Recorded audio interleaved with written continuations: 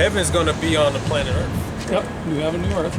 But there's going to be a ruler. And how do you balance all this with the new covenant, new covenant theology and Gentiles? I got you. Give me Hebrews 8 and 6. Okay. And give me Matthew's 15 and 24. Yeah, right. So the new covenant, right? So you got the old covenant and the new covenant. The word covenant means agreement. Right? The old covenant was made with who? Israel. So the new covenant was made with. Are you claiming then that's you? Yes. Right. Okay. Well, we just said biblically, the old covenant was made with the Israelites. Yep. The new covenant was made with Gentiles. everybody. Okay. Let's see. Give me Jeremiah 31 and 30. Okay, appreciate it. What you got? Hebrews. Hebrews 8. 8 and 6. In fact, you got it. Go ahead. Alright. Start at 6. This is Hebrews 8 and 6, and it reads. So you know what? Hold that. Read that first. Jeremiah 31. 31. We're going to go to the Old Testament first. Jeremiah 31 and 31. Behold, the days come, saith the Lord, that I will make a new covenant with the house of Israel and with the house of Judah. That's because there was a split after King Solomon, the nation split. Judah and Israel. And if you go to out of the New Testament, that's Hebrews 8 and 8. Yeah, you got it right there. Oh, okay. Go ahead.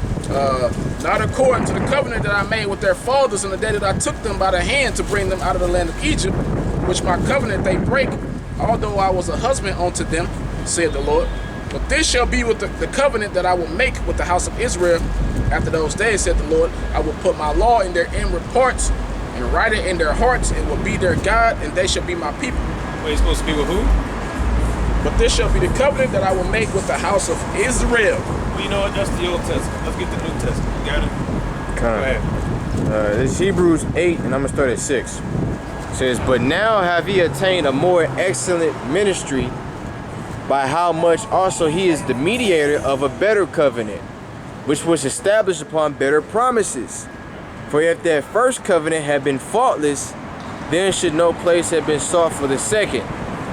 For finding fault with them, the people, he said, behold, the days come, said the Lord, and I will make a new covenant with the house of Israel and the house of Judah, not according to the covenant that I made with their fathers in the day when I took them by the hand and led them out of the land of Egypt, because they continue not in my covenant, and I regarded them not, said the Lord. Read that again. Read verse 8 again. Verse 8, it says, for finding fault with them, he said, behold, the days come, saith the Lord, when I will make a new covenant with the house of Israel and with the house of Judah. And then say Gentiles. So it's still about Israel. You got the Matthew 15, 24? Yep. This is Matthew 15 and 24. It's like, can I read what the new covenant is? Yeah. Yeah, just real quick, verse 10. It says, for this is the covenant that I will make with the house of Israel after those days, said the Lord. I will put my laws into their mind and write them in their hearts, and I will be to them a God, and they shall be to me a people. That's the same thing said in the Old Testament. So in the new covenant, the law is going to be in our inward parts, so we can't go off. Go ahead. This is Matthew 15 and 24. This will be written in red because it's the Lord speaking. But he answered and said, I am not sent, but unto the lost sheep of the house of Israel. Here again. But he answered and said, I am not sent, but unto the lost sheep of the house of Israel. And in Matthew 10 and 5. This is Matthew chapter 10, verse 5. It says, so I'll get, hold on. 10 and 5. These 12, you call him Jesus, we call him by his real name. We're going to say Jesus because y'all right there. These 12 Jesus sent forth and commanded them, saying, go not into the way of the Gentiles, and into any city of the Samaritans enter ye not. But go rather to the lost sheep of the house of Israel. These are the Lord's words. And it says, and as ye go, preach, saying, the kingdom of heaven is at hand. The Lord spoke. If you read up, he blessed the disciples with the gift of casting out devils, healing. And he said, you take this blessing You don't go here, you go here. You're not going to the Gentile, you go into the lost sheep of the house of Israel. And then we had him say in another chapter, I am not sent but to the lost sheep of the house of Israel. He is that lamb without blemish. So he was the one that made the sacrifice, but it was only for the nation of Israel.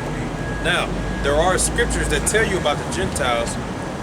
The reason the Gentiles is talking about is actually talking about Israelites. They're in a Gentile state of mind. That's why he had to come, because he said, I am not sent but to the lost sheep of the house of Israel. The lost sheep are Israelites that don't know they're Israelites, because if you know about the history, it was during the Roman period. Prior to them was the Greek Empire, and the Greek Empire destroyed the Israelites' altar. They made us eat swine's flesh. Antiochus Epiphanes forced us to not circumcise our children. He beat the law out of us, all the way down to the Roman Empire, but we were citizens of the Rome. That's why the Lord came, to teach us who we are again, to give us back our identity. We were being labeled as Gentiles. Oh, I ain't Battery. We were being labeled as Gentiles, so when it says Gentiles there, it's actually talking about Israelites when it pertains to salvation. Lost That's another Israelites. mystery. And I have to say, like I said, I don't think I finished it, but you're going to have Israelites amongst all the nations, right? I can't just look at you and say, oh, you're an Edom, you ain't going to make it. You're of Esau. The Lord said, try the spirit by the spirit. You could very well be an Israelite. It's only the way that's going to tell, time going to tell you a spirit, right?